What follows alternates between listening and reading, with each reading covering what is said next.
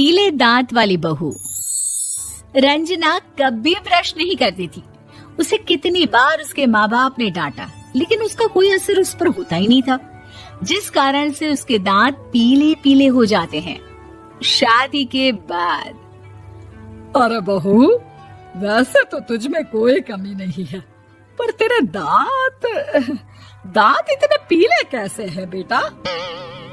कैसे मतलब? कोई सर्जरी थोड़ी ना कराइए। वो तो क्या नाम, मैं ब्रश नहीं करती थी तो पीले हो गए। अब क्या करूं?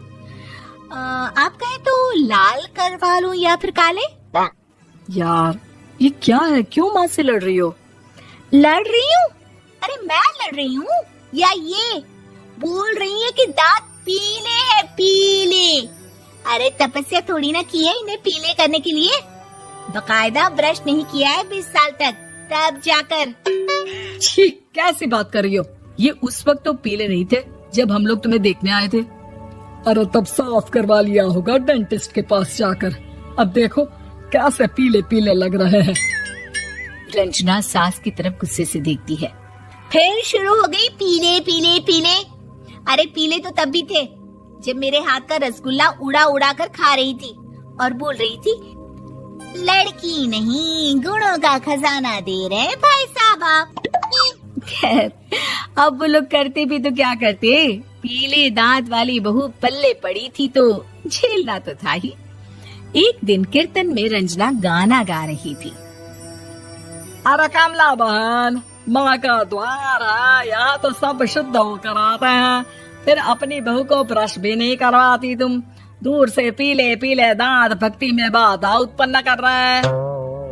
और कोई 2 साल के बच्चे थोड़ी ना लेकर आई हूँ मैं बहू बनाकर। अच्छी खासी लड़की है, अरे कैसे करवाऊं ब्रश? ये तो उसे खुद करना चाहिए ना। अब माँ बाप तो इसके जैसे तैसे निपटा दिए, ये नहीं सोचा कि सास कैसे संभालेगी। सास बहू को लेकर घर आ जाती है, लेकिन सोच लेती है कि अब इसे लेकर कहीं नहीं जाएगी। अगले रोज बहू कहती है, अरे क्या हो गया, मंदिर नहीं जाना क्या? कीर्तन का वक्त हो रहा है। मेरी मधुर वाणी से कान्हा जी जागते हैं और सोते हैं। आप तो जानती है ना उनकी भक्ति में कितना मन लगता है मेरा। वो क्या है ना, तबीयत ठीक नहीं लग रही है मेरी, आराम करूंगी मैं। तबीयत ठीक नहीं लग रही? अभी तो मिथुन के गाने पर नाच रही थी आप, और अब बोल रही है कि तबीयत ठीक नहीं लग रही। अरे भक्ति में मन लगा लो सासू माँ, ऊपर जाना है, क्या मुंह दिखाओगी आप? हाँ? सास को बहू की बात पर गुस्सा आ जाता है। मैं क्या मुंह दिखाऊंगी, इसकी चिंता तो ना कर, समझी? अपने मुंह की चिंता कर, जो ये पीले पीले दांत लेकर हर जगह पहुंच जाती है। पता है लोग कितना मजाक बनाते हैं। ना जी ना, मैं नहीं जाना कहीं तेरे साथ। तो ये बात है, कोई ना, मत जाओ, मैं अपने कमरे में ही बैठकर भक्ति कर लूंगी। ऊपर वाला दांत थोड़ी ना देखता है, मन देखता है, भावना देखता है। और अरे बस बस, तू सब कुछ दिखा, बस ये सफेद चमकदार दांत ना दिखाना किसी को, है? जा यहाँ से। बहू को सास की बात का कोई फर्क नहीं पड़ता, वो तो जैसी थी वैसी ही रह जाती है। सुबह नहाकर किचन में खाना बनाना, फिर खाना खाना, कीर्तन भजन करना और सो जाना। एक दिन, माँ जी मैं सहेली के घर जा रही हूँ, शाम को लेट आऊंगी। हाँ, तो जाना, मैंने कौन सा तेरी आरती करनी है घर पर बैठकर। रंजना सहेली के घर जाती है, जहाँ वो पार्टी में जाने की तैयारी कर रही होती है। अरे शिखा, कहाँ जाने की तैयारी कर रही है? मैं गलत वक्त पर आ गई क्या? अरे नहीं यार, उल्टा सही वक्त पर आई है। मैंने ये साड़ी और ज्वेलरी निकाली है यार, शाम को इनके ऑफिस की एक पार्टी में जाना है। बताना कैसा लग रहा है ये सब? नहीं यार, इस ड्रेस के साथ तो वो वाली ज्वेलरी अच्छी लगेगी। हाँ, सही बोल रही है, मैंने ध्यान ही नहीं दिया। वैसे तो हमेशा से मस्त फैशन सेंस रखती है। तो बड़ा जाती होगी ना पति के साथ पार्टी में।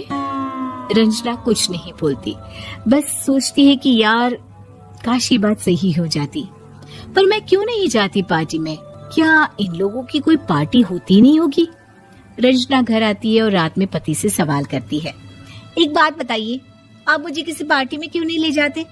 क्या आपकी यहाँ ऑफिस में पार्टी नहीं होती? पति बेचारा क्या कहता कि दांत पीले हैं तुम्हारे इसलिए। अरे कोई पार्टी होती नहीं हम लोगों के ऑफिस में, तो कहाँ से लेकर जाऊं? और मार्केट, मॉल, कहीं वीकेंड घूमना, कहीं तो। अरे यार सारे हफ्ते में एक छुट्टी मिलती है, तो सोचता हूँ कि आराम ही कर लूं। क्यों? रंजना मन मार के रह जाती है। पहले कभी सास के साथ मंदिर जाया करती थी, लेकिन वो भी सास ने ले जाना बंद कर दिया। घर बैठी बैठी रंजना बोर हो जाती है। तभी उसे आइडिया आता है और वो मायके जाने का सोचती है। सासू माँ, 2 दिनों के लिए मम्मी के घर जा रही हूँ। अच्छा अच्छा ठीक है, आराम से जा।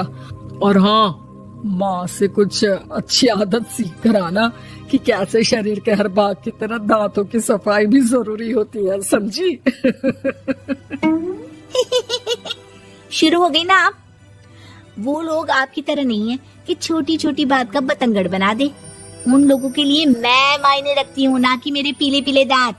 रंजना माँ को बिना बताए उन लोगों को सरप्राइज देती है, लेकिन जैसे ही वो दरवाजे पर पहुँचती है, अंदर देखती है कि घर वाले कहीं जा रहे होते हैं। अब माँ, काश रंजना दीदी के दांतों वाली प्रॉब्लम नहीं होती, तो वो भी हम लोगों के साथ चलती ना बुआ जी की बेटी की शादी में।